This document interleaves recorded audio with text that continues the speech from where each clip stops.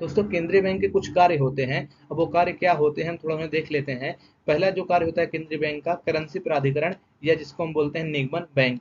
ये कार्य क्या होता है, इसमें केंद्रीय बैंक के पास एकमात्र यह अधिकार होता है कि वो क्या करेगा, वो करेंसी को जारी करेगा, यानी कि देश में जितनी भी मुद्राएं हैं उसको जारी कौन करेगा, सिर्फ जो देश का केंद्रीय बैंक है वही जारी करेगा। ठीक, केंद्रीय बैंक के पास देश में मुद्रा जारी करने का एकमात्र अधिकार होता है, यानी कि देश में जो अन्य वाणिज्यिक बैंक है उनके पास ये अधिकार नहीं होता है कि वो क्या कर सकें, मुद्रा जारी कर सकें। सिर्फ जो देश का केंद्रीय बैंक होता है वही क्या करेगा, मुद्रा जारी करेगा। ठीक, भारत में रिजर्व बैंक ऑफ इंडिया के पास कागजी करेंसी नोट, 1 रुपए का नोट और एक सिक्के को छोड़कर जो कि वित्त मंत्रालय जारी करता है, जारी करने का एकमात्र अधिकार है। यानी कि क्या बोल रहा है इसमें कि जो हमारा bank reserve bank of India है वो क्या करता है, हमारे यहाँ सभी कागजी करेंसी नोट जारी करता है, बस 1 रुपए के नोट और सभी सिक्कों को छोड़कर, क्योंकि जो 1 रुपए का नोट है और जो सिक्के हैं उसे कौन जारी करता है, उसे वित्त मंत्रालय जारी करता है। ठीक, अब आगे बढ़ते हैं। देखिए आरबीआई को जो नोट जारी करने के मतलब एक अधिकार है, उसके कुछ लाभ होते हैं।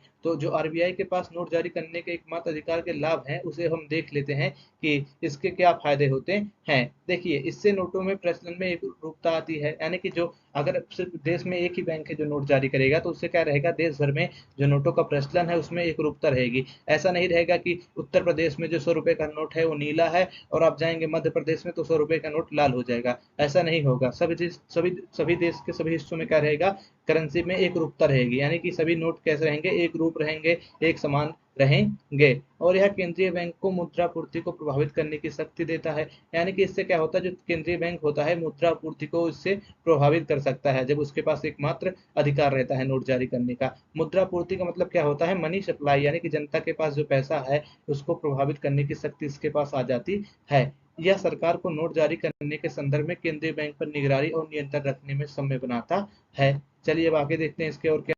तीसरा लाभ यह है कि यह मौद्रिक प्रणाली में जनता के विश्वास को बनाए रखता है, यानी कि जब केंद्रीय बैंक के पास ही सिर्फ नोट जारी करने का अधिकार रहेगा तो जनता का विश्वास क्या रहेगा, मौद्रिक प्रणाली में बना रहेगा, यानी कि कोई भी नोट आदमी आसानी से क्या कर सकता है, उससे लेन देन कर सकता है और उस पर क्या रहेगा, लोगों का विश्वास बना रहेगा। आपने देखे होंगे ना, नोट पे साइन रहते हैं कि मैं धारक को 10 रुपए या 100 रुपए या 500 रुपए अदा करने का वचन देता हूँ, तो उससे क्या रहता है, जनता का विश्वास बना रहता है किसमें, मौद्रिक प्रणाली में। अब जो इसका तीसरा काम है केंद्रीय बैंक का, वो है सरकार का बैंक, यानी कि बैंकर टू दी गवर्नमेंट। देखिए रिजर्व बैंक ऑफ इंडिया केंद्रीय बैंक तथा सभी राज्य सरकारों के लिए बैंकर, एजेंट और वित्तीय सलाहकार की भूमिका निभाता है।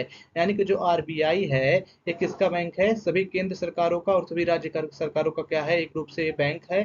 और क्या करता है, उनके वित्तीय सलाहकार की भूमिका निभाता है। वित्तीय सलाहकार मतलब क्या होता है, जब उन्हें किसी भी वित्तीय मामले में मतलब सलाह चाहिए होती है तो क्या करता है, आरबीआई उन्हें सलाह देता है। बैंकर के रूप में यह सरकार से संबंधित समस्त बैंकिंग कार्यों का संचालन करता है, यानी कि जो सरकार का बैंकर है तो सरकार के सारे बैंकिंग कार्य, जैसे सरकार के पैसे जमा करना या सरकार के लिए ऋण देना या सरकार के लिए पैसे लेना, यानी कि अगर कोई भी कार्य होगा जो बैंक से रिलेटेड होगा वो कौन करेगा, सरकार का, वो सभी कार्य कौन करेगा, रिजर्व बैंक ऑफ इंडिया यानी कि केंद्रीय बैंक करेगा। यह उनके नगद कोष को रखने के लिए चालू खातों को बनाए रखता है, यानी कि उनके नगद कोष को रखने के लिए केंद्रीय बैंक क्या करता है, केंद्र सरकार और राज्य सरकार के चालू खातों को बनाए रखता है। ठीक, यह सरकार की ओर से पैसे जमा करता है, भुगतान भुगतान करता है और अन्य बैंकिंग जमाओं जैसे पैसे भेजने का कार्य करता है, यानी कि सरकार की ओर से पैसे जमा करता है, सरकार की ओर से भुगतान करता है और सरकार से उसके अगर किसी को पैसे भेजने रहते हैं तो क्या करता है, सरकार की तरफ से पैसे भी भेजता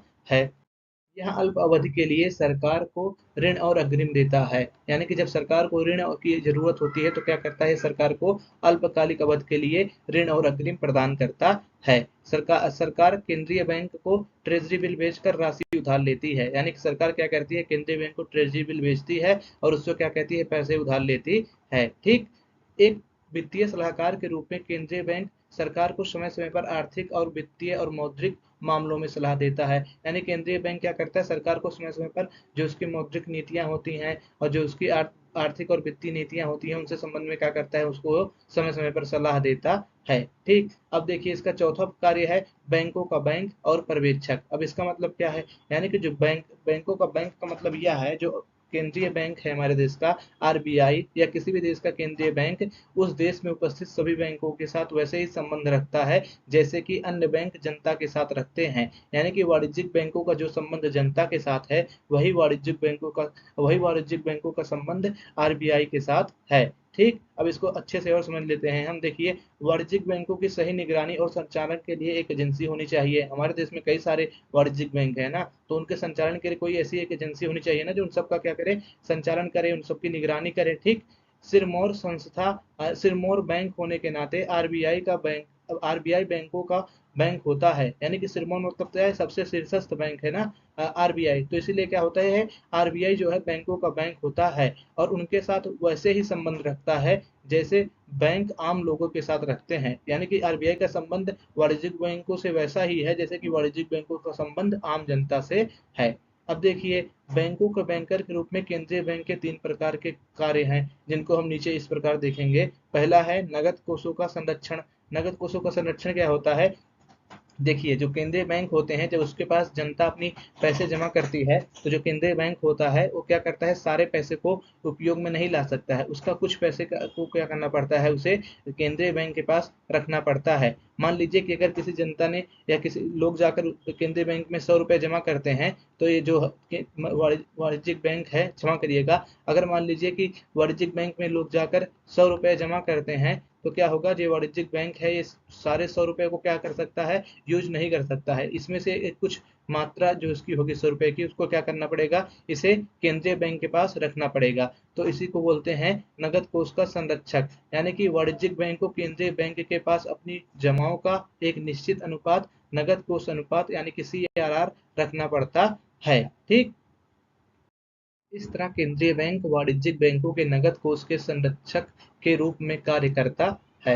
अब इसका जो दूसरा कार्य है वो है अंतिम ऋणदाता यानी कि लास्ट रिजॉर्ट। अंतिम ऋणदाता से मतलब ये है, जैसे कि हम सभी जब कहीं से अपने दोस्तों, अपने रिश्तेदारों या अपने सगे संबंधियों से पैसे पाने में असफल रहते हैं तो हम क्या कर सकते हैं, हम जाके बैंक में लोन लेते हैं। तो वैसे ही जब बैंक होता है, जब वो अन्य स्रोतों से पैसे पाने में असफल रहता है तो किसके पास जाता है, वो केंद्रीय बैंक के पास जाता है ऋण लेने के लिए। ठीक, जब वाणिज्यिक बैंक अन्य स्रोतों से अपनी वित्तीय जरूरतें पूरी नहीं कर पाते हैं तो वह ऋण और अग्रिम के लिए केंद्रीय बैंक के पास जाते हैं जो अंतिम ऋणदाता की भूमिका निभाता है। समझ गए, यानी कि जब वाणिज्यिक बैंकों को कहीं से लोन नहीं मिलता है तो किसके पास जाते हैं, वो केंद्रीय बैंक के पास जाते हैं और केंद्रीय बैंक उनको क्या करता है, लोन देता है। इसी को बोलते हैं अंतिम ऋणदाता। ठीक, और तीसरा कार्य है इसका संशोधन गृह। संशोधन गृह का मतलब ये है, देखिए, जितने भी केंद्रीय बैंक हैं उनके पास अपने देश के सभी वाणिज्यिक बैंकों का क्या होता है, जितने भी वाणिज्यिक बैंक है उनके क्या होते हैं, खाते के रिकॉर्ड होते हैं। ठीक, अगर मान लीजिए ए बैंक ने बी बैंक को 100 रुपये भेजे तो क्या करेगा, जो वाणिज्यिक केंद्रीय बैंक है वो ए बैंक से 100 रुपये घटा देगा और बी बैंक के खाते में 100 रुपये जोड़ देगा। इससे क्या होगा, बिना पैसे के लेन देन के ही क्या हो जाएगा, काम जल्दी और सुविधाजनक तरीके से हो जाएगा। ठीक, इसी को बोलते हैं संशोधन गृह। अब इसे और अच्छे से जान लेते हैं। देखिए, केंद्रीय बैंक जैसे भारत में आरबीआई सभी वाणिज्यिक बैंकों की नगद राशि अपने पास रखता है, जैसे हम सभी जानते हैं ना, वो सभी बैंकों की नगद राशि अपने पास रखता है, तो इससे क्या होता है, इसीलिए वह एक संशोधन गृह की तरह काम कर सकता है। अगर वाणिज्यिक बैंक के पैसे केंद्रीय बैंक के पास न होते तो वो संशोधन गृह की तरह काम ना कर सकता, लेकिन उसके पास वाणिज्यिक बैंकों के पैसे होते हैं, इसीलिए वो क्या कर सकता है, संशोधित गृह के रूप में कार्य कर सकता है। यानी जब एक बैंक को दूसरे बैंक को पैसा देना होता है तो ये लेन देन सीधे बैंक की किताब में दर्ज कर दिए जाते हैं क्रेडिट और डेबिट के रूप में। यानी कि जब एक बैंक दूसरे बैंक से पैसे उधार लेता है तो वाणिज्यिक बैंक क्या करता है, एक में क्या कर देगा, क्रेडिट कर देगा, यानी कि जो पैसे लेगा उसके अकाउंट में क्रेडिट कर देगा और जो पैसे लेगा उसके अकाउंट में क्या कर, जो पैसे देगा उसके अकाउंट से उसे डेबिट कर देगा। ठीक, ये देखिए, इससे क्या होता है, इससे बैंकों के बीच के लेन देन जल्दी, सुरक्षित और सुविधाजनक तरीके से हो जाते हैं। यानी कि इससे क्या होता है, कोई पैसे का लेन देन वास्तविक रूप से नहीं करना पड़ता है, तो इससे आसानी से लेन देन और सुरक्षित तरीके से हो जाता है। अब आगे देखते हैं इसको एक उदाहरण के माध्यम से। उदाहरण के लिए, अगर बैंक ए को बैंक बी को 1 लाख देने हैं तो आरबीआई अपने रिकॉर्ड में बैंक ए के खाते से 1 लाख डेबिट देता है और बैंक बी के खाते में जोड़ यानी कि क्रेडिट देता है। यानी कि जब बैंक ए के खाते में बैंक बी को 1 लाख देना होगा तो क्या करेगा बैंक ए के खाते में 1 लाख डेबिट दिखा देगा और बैंक बी के खाते में क्या करेगा 1 लाख जोड़ देगा। ठीक, और इससे क्या होता है, दोनों बैंक बिना पैसा भेजे ही लेन देन पूरा कर लेते हैं। यही होता है आरबीआई के संशोधन गृह का कार्य। ठीक, अब देखिए, पर्यवेक्षक के रूप में केंद्रीय बैंक वाणिज्यिक बैंकों के लाइसेंस, विस्तार, परिसंपत्ति प्रबंधन, विलयन, परिसीमन आदि का निरीक्षण और नियंत्रण करता है। यह रिटर्न और निरीक्षण के आधार पर निगरानी रखता है। यानी कि पर्यवेक्षक के रूप में क्या करता है केंद्रीय बैंक किसी भी वाणिज्यिक बैंक को लाइसेंस जारी करता है। यानी कि वो लाइसेंस जारी करेगा किसी भी बैंक को बनने के लिए, और किसी बैंक को क्या कर देगा, विलय कर देगा। कभी कभी आप देखेंगे एक बैंक को दूसरे बैंक में मिला दिया जाता है, और उनका क्या करता है, परिसमापन करता है और उनके परिसंपत्तियों का प्रबंधन भी करता है आरबीआई। ठीक, यानी कि केंद्रीय बैंक। अब इसका 5वां कार्य है विदेशी मुद्रा कोष का संरक्षक। इसका मतलब क्या है, यानी कि जितनी विदेशी मुद्रा का कोष होता है वो किसके पास होता है, वो आरबीआई के पास रहता है। आरबीआई उसका क्या रहता है, विदेशी मुद्रा कोष का संरक्षक रहता है। देखिए, केंद्रीय बैंक देश के सोने के स्टॉक और विदेशी मुद्रा के कोषों के संरक्षक के रूप में कार्य करता है।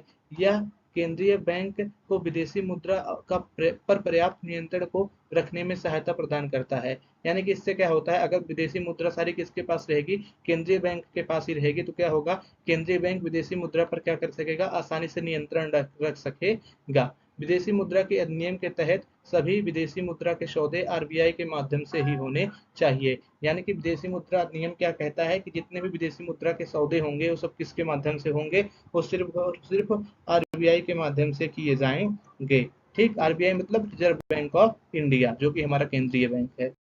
देखिए, जो केंद्रीय बैंक का छठा कार्य है वो है मुद्रा आपूर्ति और साख का नियंत्रण। यानी कि जो होता है मुद्रा आपूर्ति और साख का नियंत्रक होता है आरबीआई या केंद्रीय bank. Reserve bank of India यानी कि आरबीआई को अपनी मौद्रिक नीति द्वारा अर्थव्यवस्था में मुद्रा आपूर्ति को नियंत्रित करने का अधिकार है।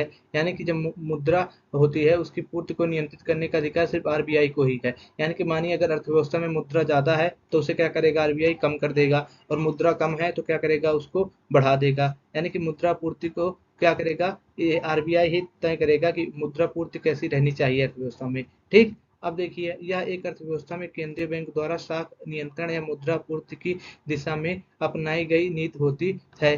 ठीक, चूंकि आरबीआई को करेंसी जारी करने का अधिकार होता है, अतः यह साख और मुद्रा पूर्ति को नियंत्रित कर सकता है। क्योंकि आरबीआई क्या करता है, करेंसी जारी करता है, इसके लिए क्या होता है, इसके पास अधिकार हो जाता है कि वो क्या कर सके, मुद्रा पूर्ति को नियंत्रित कर सके और साख को भी क्या कर सके, नियंत्रित कर सके। इसी के साथ आप सब पढ़ते रहिए। आपको मिलते हैं अगली वीडियो में, तब तक के लिए पढ़ लो।